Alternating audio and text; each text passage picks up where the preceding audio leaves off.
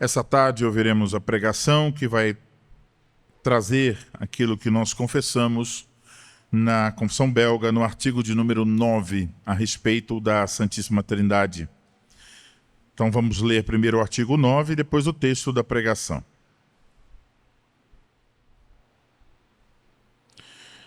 Artigo de número 9, o testemunho da Escritura sobre a Trindade.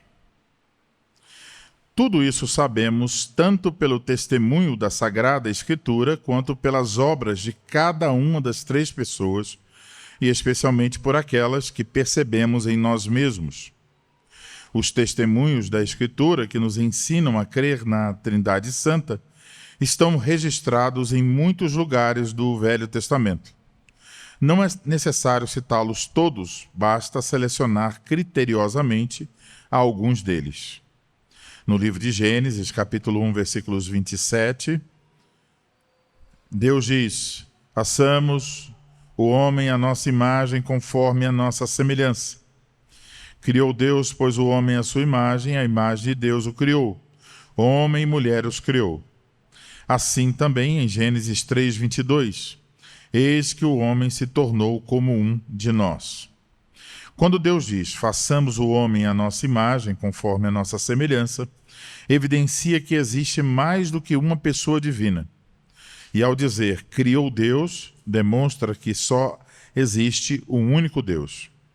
É verdade que não se diz quantas pessoas são, mas aquilo que no Velho Testamento parece um tanto obscuro, no Novo Testamento fica totalmente claro. Pois, quando nosso Senhor foi batizado no Rio Jordão, ouviu-se a voz do Pai que disse, este é meu Filho amado. Enquanto o Filho foi visto na água e o Espírito Santo desceu sobre ele na forma corpórea de uma pomba. Além disso, Cristo prescreveu a seguinte fórmula para o batismo de todos os crentes, batizando-os em nome do Pai, e do Filho e do Espírito Santo. No Evangelho, segundo Lucas, o anjo Gabriel assim diz a Maria, mãe do nosso Senhor, descerá sobre ti o Espírito Santo, e o poder do Altíssimo te envolverá com a sua sombra.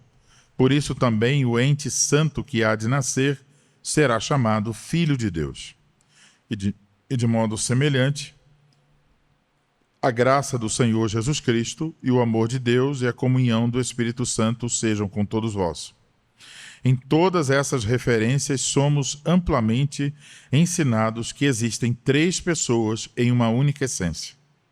Embora tal doutrina ultrapasse o entendimento humano, na vida presente cremos nela, alicerçados na palavra de Deus e esperamos gozar de seu pleno conhecimento e fruto no céu por vir.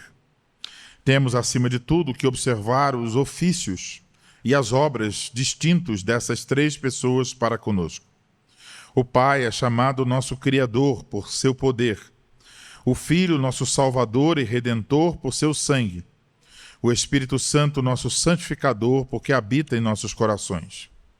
A doutrina da Santa Trindade sempre tem sido mantida na verdadeira Igreja, dos dias apostólicos até o presente, contra os judeus, os muçulmanos, e contra os falsos cristãos e os hereges como Marcião, Mani, Práxias, Sabélio, Paulo de Samosata, Ário e outros que foram condenados de modo justo pelos pais ortodoxos. Quanto a essa doutrina, portanto, aceitamos de boa vontade os três credos, o apostólico, o niceno e o atanasiano, bem como o que os pais antigos estabeleceram em concordância com estes credos. Agora, vamos ler o texto da pregação, Efésios, capítulo 1, versículos 3 a 14.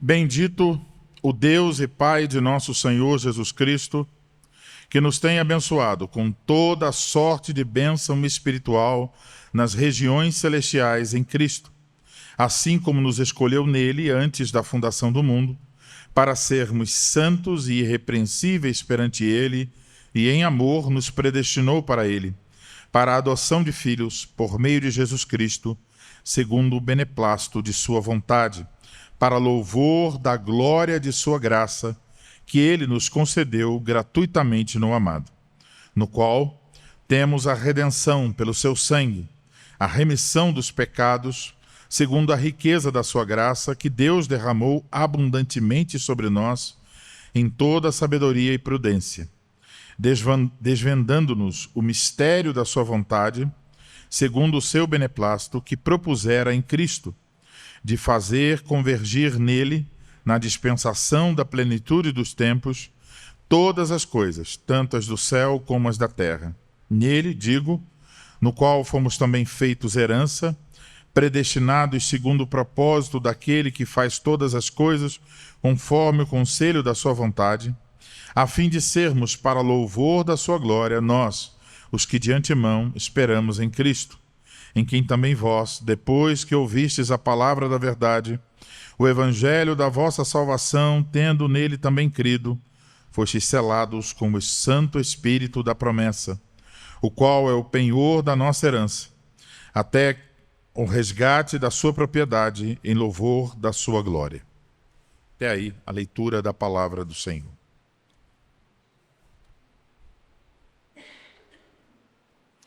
Vamos orar ao Senhor mais uma vez.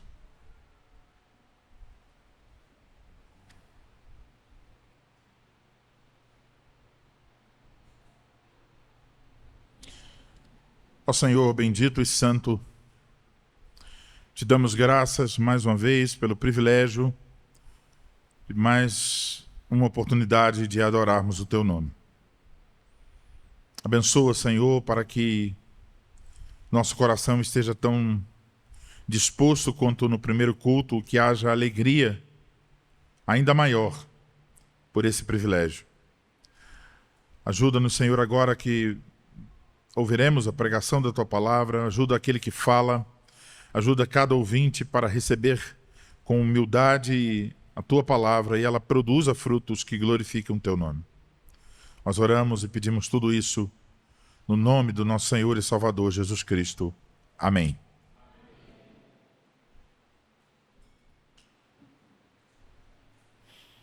Amados em nosso Senhor Jesus Cristo, essa tarde nos convém dar atenção ao artigo 9 da Confissão Belga que nós acabamos de ler. E esse artigo da Confissão estabelece que a distinção entre as pessoas da Trindade, Pai, Filho e Espírito Santo, não implica em uma essência divina dividida, como se fossem três deuses.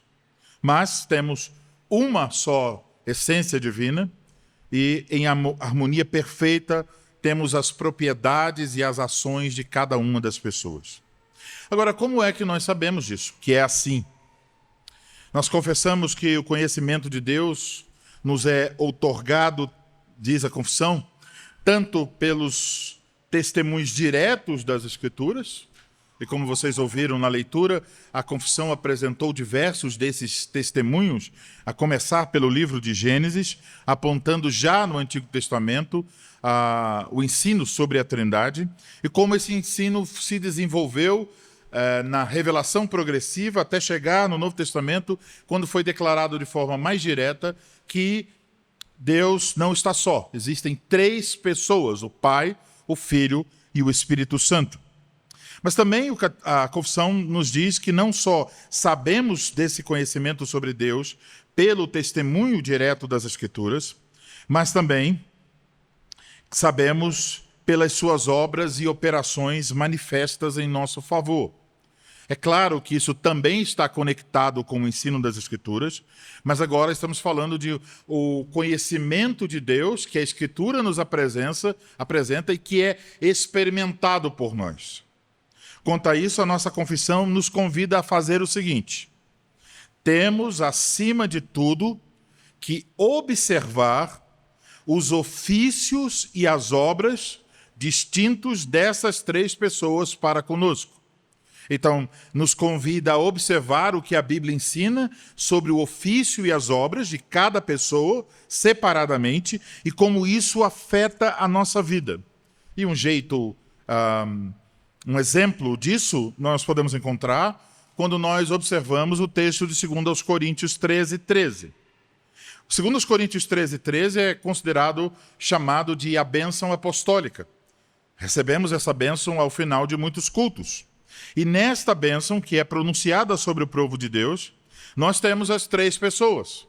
Mas observem que para cada uma das pessoas existe uma bênção específica. A graça do Senhor Jesus Cristo, o amor de Deus, a comunhão do Espírito Santo.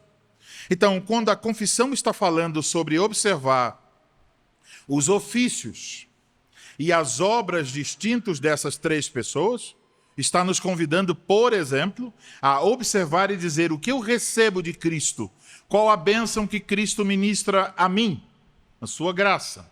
Qual é a bênção que o Pai ministra a mim? O seu amor. Qual é a bênção que o Espírito Santo derrama sobre sua igreja? A santa comunhão. Então, recebemos das 3 pessoas diferentes bênçãos.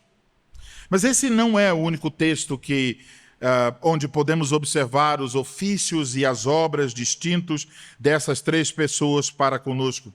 O texto que nós acabamos de ler em Efésios capítulo 1, versículo 3 a 14, também coloca essa questão diante de nós. E então devemos pensar em alguns pontos antes de ouvir a exposição desse texto. Primeiro, não é uma exposição realmente, versículo a versículo, expondo todos os aspectos do texto. Estamos em Efésios 1, 3 a 14, para observar principalmente o que esse texto nos ensina sobre a Trindade. Dito isso, observamos que é um texto em que o Pai, o Filho e o Espírito Santo são mencionados. Então estamos diante aí das obras e dos ofícios das 3 pessoas.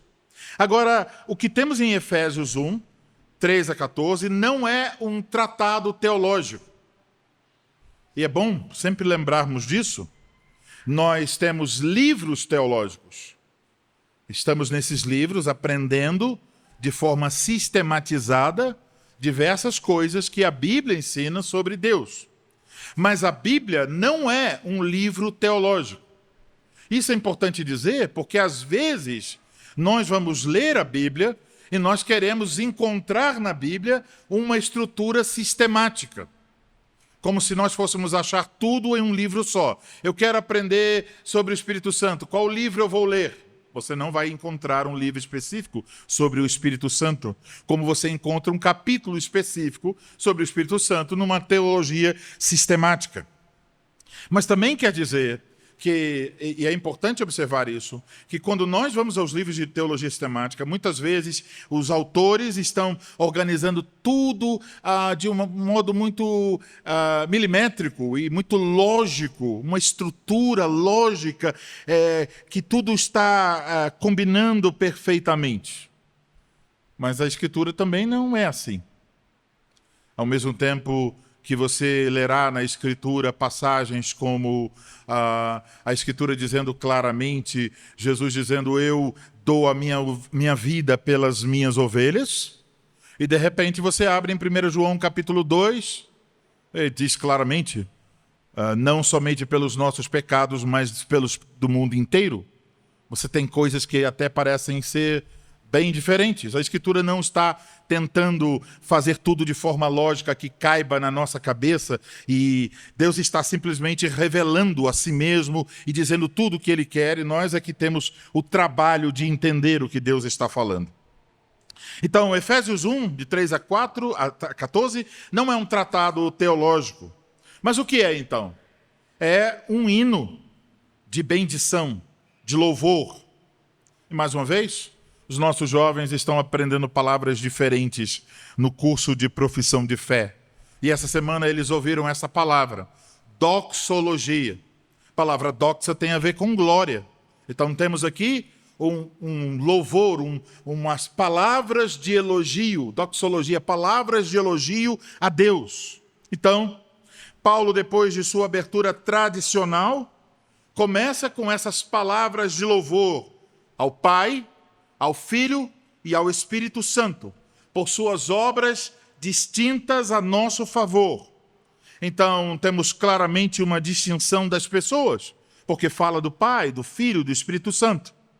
Mas há um aspecto curioso que mostra a unidade. É que, em português, nós temos a quebra dos versículos e a quebra até das frases, tem ponto final. No texto grego, esses versículos, esses 12 versículos, do 3 ao 14, são, no texto grego, uma única e ininterrupta sentença. Não tem ponto final, não tem frases curtas, é uma longa, extensa declaração de elogio ao Pai, ao Filho e ao Espírito Santo como uma coisa una. Essa é a ideia. Isso acaba, então, essa estrutura literária refletindo e apontando para a unidade da essência divina também. Então, embora as pessoas da Trindade operem em distinção das propriedades, das obras, sabemos, são inseparáveis em seu ser e em seu conselho eterno. A salvação, portanto, não é um improviso histórico, um tipo de reação divina, porque Deus não estava pronto e viu que o homem pecou, mas ela é um desenrolar, diz o texto, do plano eterno de Deus, desse Deus que se revela a si mesmo como Pai, Filho e Espírito Santo. A salvação é uma obra do Deus Trino. E por isso, então, meus amados irmãos, eu vos anuncio a palavra de Deus nesta tarde sobre o seguinte tema: a obra perfeita do Deus Trino para a nossa salvação.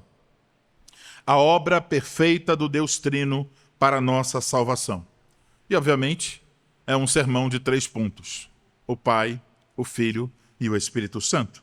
Então, em primeiro lugar, vamos focar a nossa atenção para os versículos 3 a 6, a eleição do Pai, a fonte de toda a bênção. Então, ao proclamar, como Paulo faz aqui, a Deus como bendito, bendito Deus e Pai, Paulo está usando um adjetivo verbal no texto grego para indicar que esta bênção é uma qualidade essencial de Deus. Ele não está dizendo que Deus é alguém que recebe a bênção, que ele é bendito por ser abençoado. Não é isso. Ele está dizendo que Deus é, de fato, aquele que abençoa. Então ele fica distinto. Existem os que são abençoados e existe o bendito, aquele que por natureza é bendito, aquele de quem fluem, de quem nascem todas as bênçãos. Então Deus aqui é apresentado como a origem de todas as bênçãos. Isso está bem conectado com a confissão belga, artigo 9. Deus como a origem de todas as coisas. As bênçãos aqui descritas são bênçãos espirituais. E o lugar dessas bênçãos é descrito nas regiões celestiais. Quer dizer o quê? Que essas bênçãos não são bênçãos meramente terrenas, provisórias. Aqui estamos falando de bênçãos que estão em outra esfera, uma esfera que transcende as coisas comuns, a esfera que transcende as bênçãos terrestres. Então, não são as bênçãos deste mundo, dessa esfera ou dessa vida. São bênçãos superiores, descritas como bênçãos espirituais nos lugares celestiais. Agora, em resumo, o que são essas bênçãos? Senão a salvação proclamada nesse texto. Observem que nos versículos iniciais o apóstolo Paulo então vai justamente apontar para a causa eficiente dessa salvação. A vontade soberana do Pai. Sempre ele está repetindo, segundo a sua vontade, segundo o beneplácito de sua vontade. Então, na economia da salvação, na organização que as 3 pessoas decidiram ter a respeito da nossa salvação, o Pai detém a primazia como aquele que dá início, que faz o início desta salvação. Então, quando pensamos em termos na nossa salvação, estamos sendo confrontados com o seguinte pensamento: não brota da terra. Não é que o homem decaído em sua rebelião se dirige a Deus. Há uma ilustração de um teólogo, e esse teólogo diz o seguinte: olha, não é que o homem vai até a vela para ter mais luz, mas o homem em pecado sopra a vela para permanecer no escuro. Então não é uma coisa da terra para o céu. Pelo contrário, a salvação é descrita aqui em termos de uma obra de Deus, mas uma obra cujos planos são planos da eternidade. Aqui então lembramos que o artigo 9 da Confissão Belga nos orienta, como ouvimos, a observar o testemunho das Escrituras sobre a distinção das pessoas. E aqui, a distinção do Pai. Ele aparece aqui como a fonte de onde emanam todas as bênçãos, os efeitos que fundamentam a existência da igreja, as bênçãos da salvação. E então temos três coisas aqui, três palavras. Primeiro, eleição. É o decreto soberano de Deus na eternidade, no qual Deus nos escolheu para nos tirar da perdição e nos conceder a vida eterna. É uma eleição incondicional, não é baseada em nada que haja no homem. A segunda palavra é a palavra adoção, porque diz que nós somos predestinados para a adoção de filhos. A adoção aqui é um ato jurídico, é um ato gracioso. Então, Deus, por assim dizer, legalmente nos declara como se... A imagem é como se nós fôssemos a um escritório de advocacia ou aparecêssemos na frente de um juiz cercados de advogados. E então o juiz diz, olha, com base nos documentos que os advogados apresentaram, eu confirmo, você agora é filho de fulano. Então, nesse ato jurídico, Deus nos confere o status legal de filhos, de seus filhos. Então, desse modo, por sermos adotados por Deus, nós somos incluídos como filhos na família de Deus. Em outras palavras, nós passamos a ter comunhão com o Pai, o Filho e o Espírito Santo. E aí, então, temos a terceira palavra, predestinação. A palavra que faz os portões da incredulidade tremerem. É o traçado irrevogável do caminho que conduz à glória. É Deus dizendo, eu quero que você viva para sempre comigo. Eu traçarei o seu caminho até que você chegue a mim. Isso é a predestinação.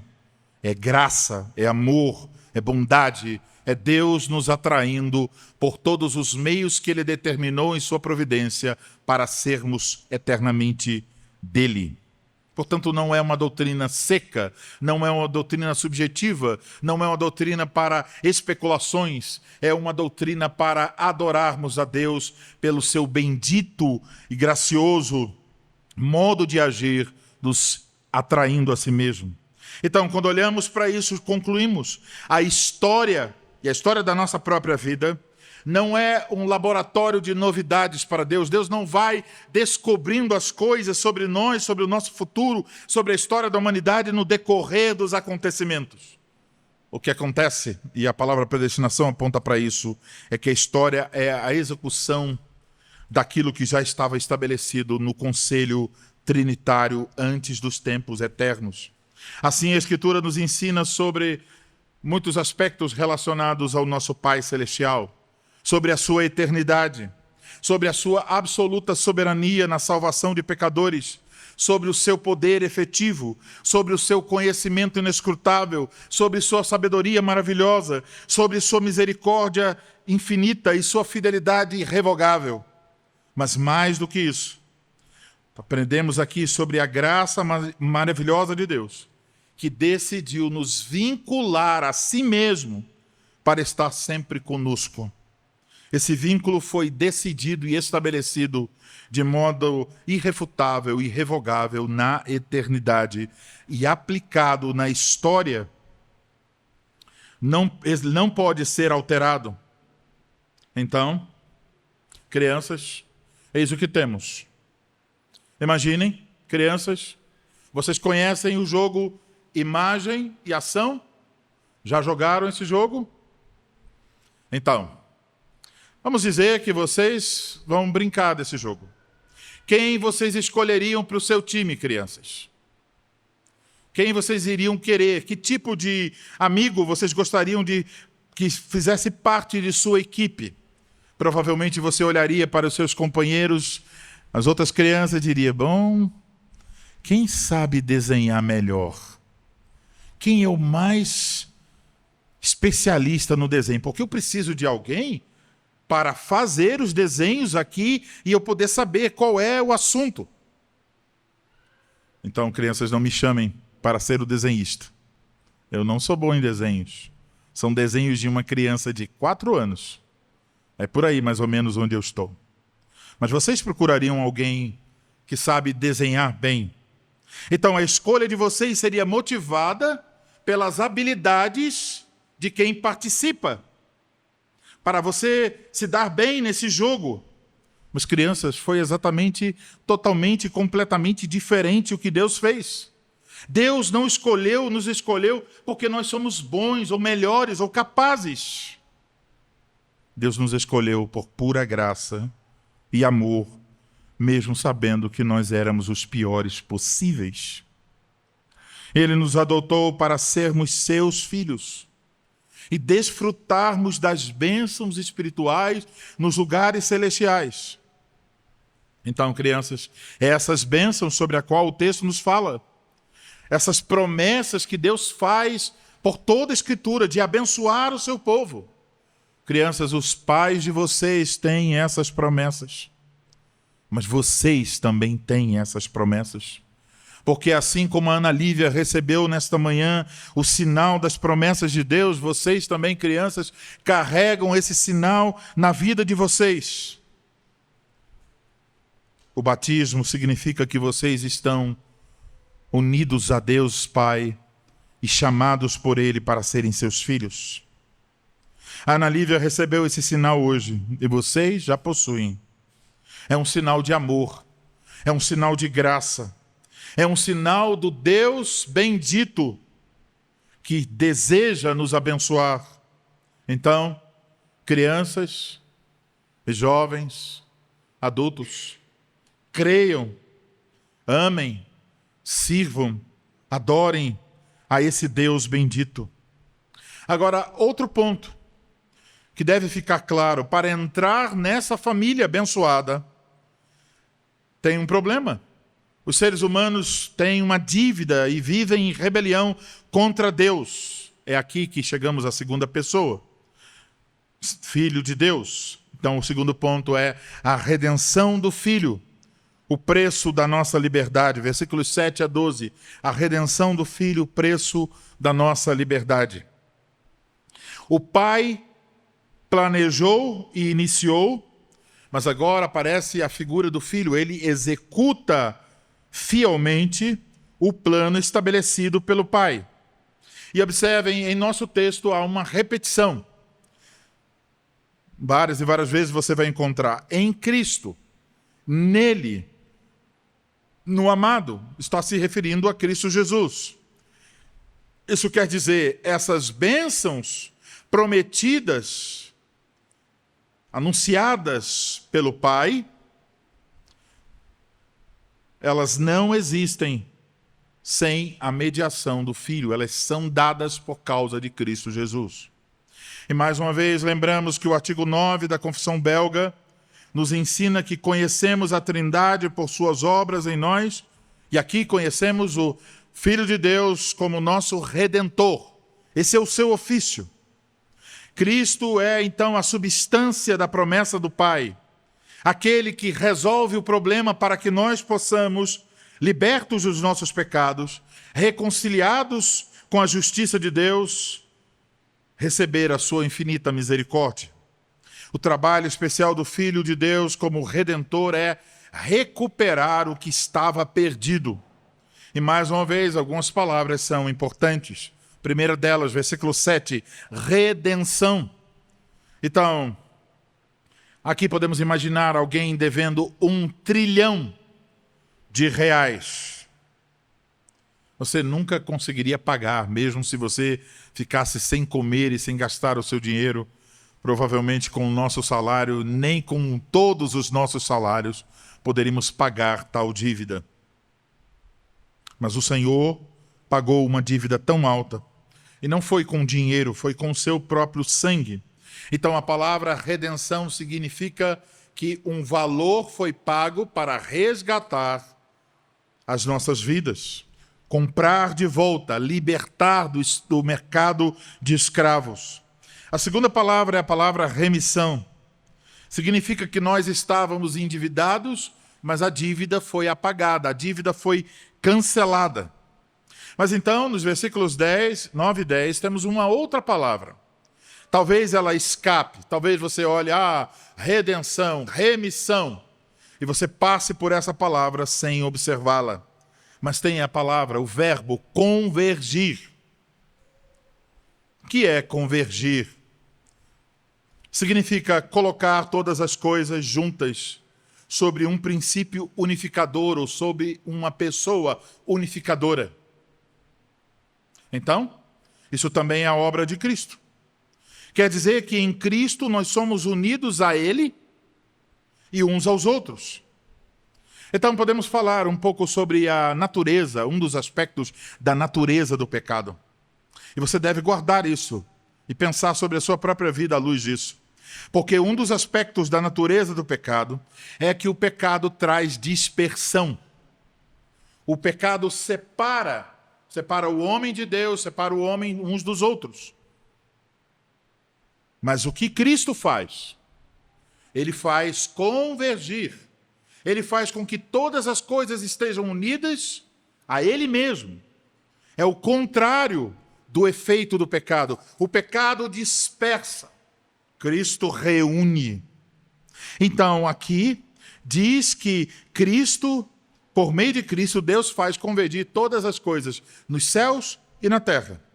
Então, não só as questões espirituais, mas tudo o que Deus criou, toda a criação, as coisas visíveis e invisíveis, os salvos e tudo que Deus fez, tudo converge em Cristo Jesus. E então temos mais uma palavra, versículos 11 e 12. Por causa de Jesus, nós somos herdeiros. Tudo o que é de Deus é dado ao Filho, e tudo o que é do Filho torna-se também nosso. Somos co-herdeiros com Cristo Jesus. Então, percebam, estamos falando sobre as obras de Cristo a nosso favor. Recebemos do nosso Senhor a redenção e a remissão. Somos resgatados pelo preço do seu sangue, a dívida é cancelada, e somos então incluídos na unificação realizada por Cristo. A justiça de Deus é satisfeita, sua ira foi aplacada, temos paz com Deus, unificados a Deus, estamos unidos ao Pai, estamos unidos ao Filho, estamos unidos ao Espírito Santo. Podemos dizer, somos amigos dos anjos. Irmãos, e temos os nossos irmãos, somos filhos do mesmo Pai.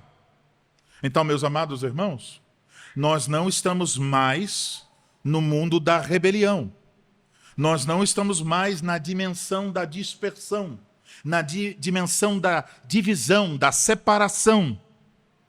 Nós estamos no reino da justiça, no reino do amor e da paz, no reino da convergência, da união em Cristo Jesus. Então você pode olhar ao mundo ao seu redor e tudo parece disperso. Tudo está fragmentado e separado. Esse efeito do pecado é visto nas guerras entre as nações, nos problemas familiares, nas brigas nas empresas e até nas divisões das igrejas. Mas em Cristo, por causa do seu ofício como Redentor, por causa dos efeitos de sua obra, você deve ter isso em sua mente. Você não está mais no mundo da dispersão. Você está em outro reino, em outra dimensão. E nesse outro reino, nesta outra dimensão, tudo está reconciliado com Deus e entre si mesmo, todas as partes. Tudo está unificado, tudo está junto para cumprir o propósito de Deus. Então, meus irmãos, Isso é uma palavra de encorajamento do Espírito Santo para nós. Viva à luz dessa realidade. Viva a vida unificada. Que não haja mais separação entre o seu trabalho e o seu culto. Que o trabalho seja para Deus, que o culto seja para Deus. Que não haja mais divisão entre o dinheiro que você coloca para ofertar a Deus e o dinheiro que você gasta para outras coisas necessárias em sua vida. Que lá a sua oferta seja para Deus e aqui o seu uso do dinheiro também seja para Deus. Que você e sua família abracem a restauração. A restauração que agora se manifesta em um lugar muito exclusivo. Não geográfico, mas espiritual. A igreja de Deus. É aí que a reconciliação, a convergência está revelando o fruto da obra de Cristo. Então não podemos viver de maneira separada, individualista, como se a igreja fosse apenas pessoas que se encontram. Estamos unidos e convergidos em Cristo Jesus. Você faz parte da família de Deus. Então abrace a restauração que agora se manifesta na igreja. Olhe para seus irmãos em Cristo. Cristo os comprou. Cristo removeu a dívida. Cristo os uniu ao Pai. E Cristo os uniu a você também. Ele uniu uns aos outros. Isso é fruto da sua obra por nós. Então devemos viver a vida da reconciliação. Poderia citar muitos exemplos práticos aqui, mas pense sobre isso. Pense que você não está sozinho, porque Deus já uniu você a outras pessoas. Seus problemas não são só seus, suas lágrimas não são só suas, são de Cristo e, portanto, do corpo de Cristo. Nós temos que aprender a viver essa vida. Devemos cuspir no ídolo imundo do individualismo deste mundo e dizer: eu não quero a vida individualista. Devemos orar e dizer: Senhor, me ensina a amar, me ensina a preocupar-me com meus irmãos, me ensina a viver a vida da reconciliação e da unificação em Teu Filho Jesus Cristo, para que todos sejamos um, como é o Pai, o Filho e o Espírito Santo. Então, meus irmãos, a doutrina da Trindade não é uma palavra difícil em um livro teológico, é a vida da igreja. Deus nos chamou para isso, para a comunhão com o Pai, o Filho e o Espírito Santo, e para refletir em nossa comunhão da igreja local, a comunhão do Pai, do Filho e do Espírito Santo. Jesus orou para que sejam um, assim como eu e o Pai somos um. Se você não quer essa vida, você não quer a vida de Cristo.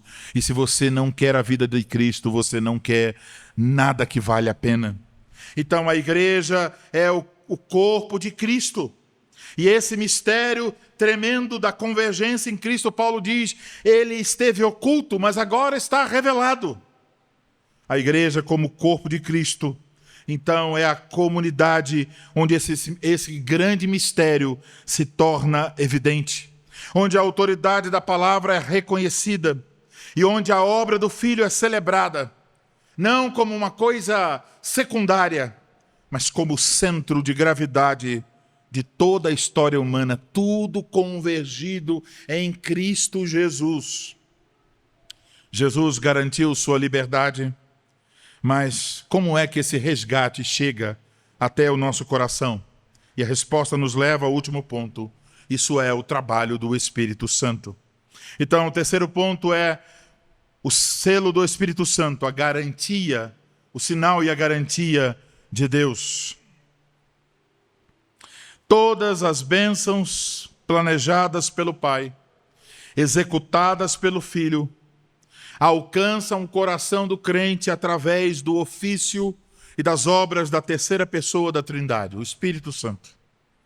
O Espírito Santo agora não opera, meus irmãos, de uma forma mística, de uma forma isolada, de uma forma a trazer coisas diferentes daquilo que Cristo já nos deu.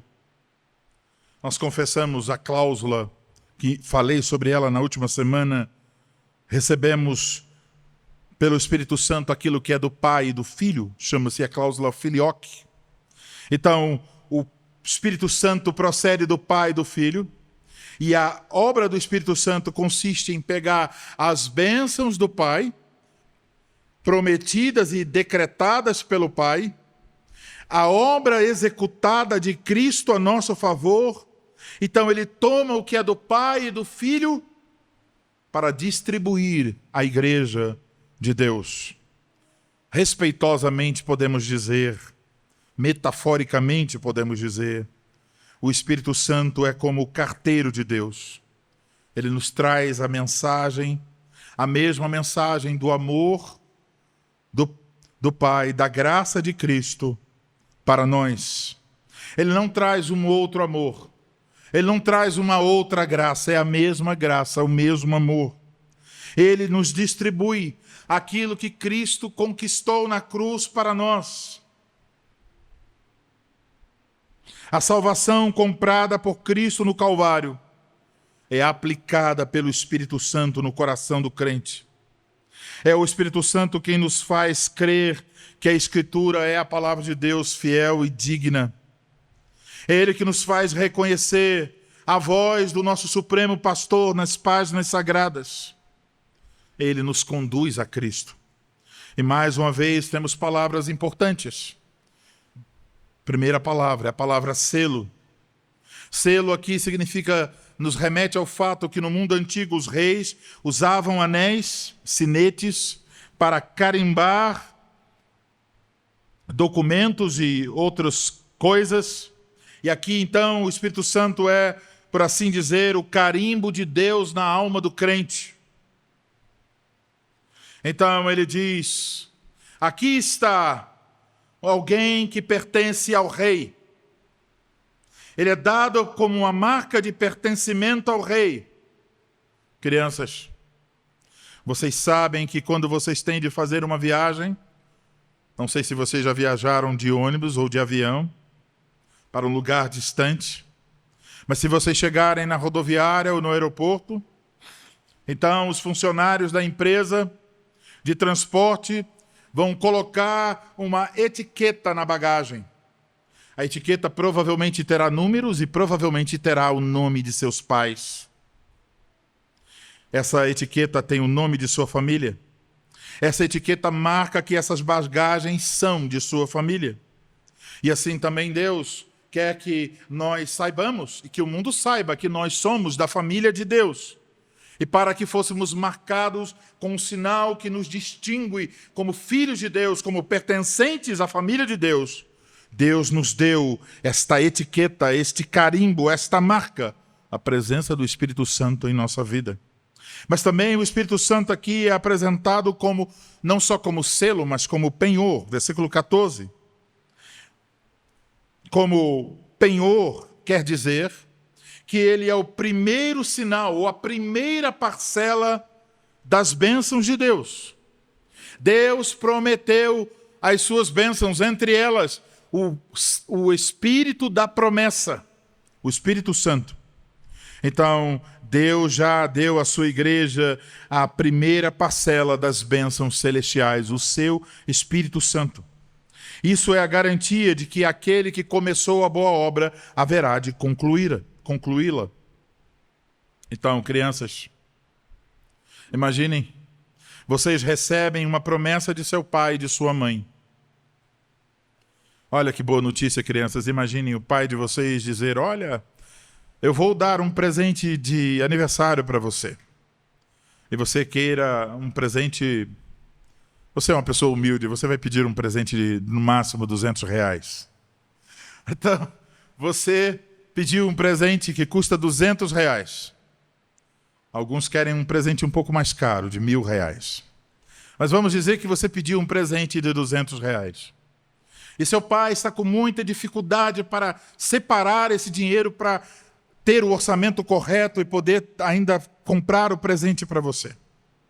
E então, alguns meses antes do seu aniversário, o seu pai chega até você e diz, olha, meu filho, minha filha, aqui está, R$50. Eu quero comprar o seu presente. Guarde esses R$50. E você pega os R$50. Crianças, quando vocês receberem esses R$ 50, ainda não são os 200 ou os R$ 1.000. Mas vocês vão ter uma certeza. Realmente meu Pai quer me abençoar. Realmente o meu Pai me ama e quer me dar o que Ele prometeu. O Espírito Santo é a promessa, é a primeira parcela das promessas de Deus. É a garantia de que Deus dará todo o restante que Ele prometeu ao seu povo. Então, meus irmãos, não devemos duvidar nem um instante da fidelidade do nosso Pai Celestial. Porque um pai terreno pode dar ao seu filho 50 hoje, 50 no outro mês, e depois dizer: meu filho, seu aniversário chegou e eu não consigo mais R$ 100. Mas o Deus do céu e da terra, a fonte de todas as bênçãos, nunca falhará. A sua mão nunca se encolherá. O seu amor nunca será retraído. A sua graça nunca deixará que nenhuma de suas promessas caia no esquecimento. Deus prometeu a você as bênçãos da vida vindoura, as bênçãos da eternidade, as bênçãos de viver como família de Deus. E se você tem agora o Espírito Santo, você tem muito mais do que R$ 50. Você tem a vida, o Espírito vivificante, o bendito Consolador que anuncia a você: Deus te ama, Deus está cuidando de você, Deus quer o melhor para você, Deus guardará você para as promessas certas e infalíveis da sua graça. Então, somos marcados e temos esta primeira parcela de garantia. Pertencemos ao mundo da convergência em Cristo. E a convergência em Cristo já tem sido dada a nós. Já podemos experimentar as delícias do mundo vindouro, porque nós temos a comunhão do Espírito Santo.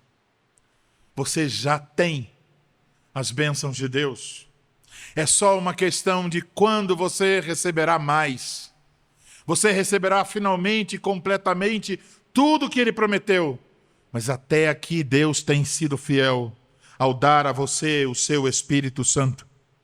Então, viver sob o selo divino, viver sob a garantia celestial, significa que a nossa identidade está protegida. Sabemos a quem pertencemos.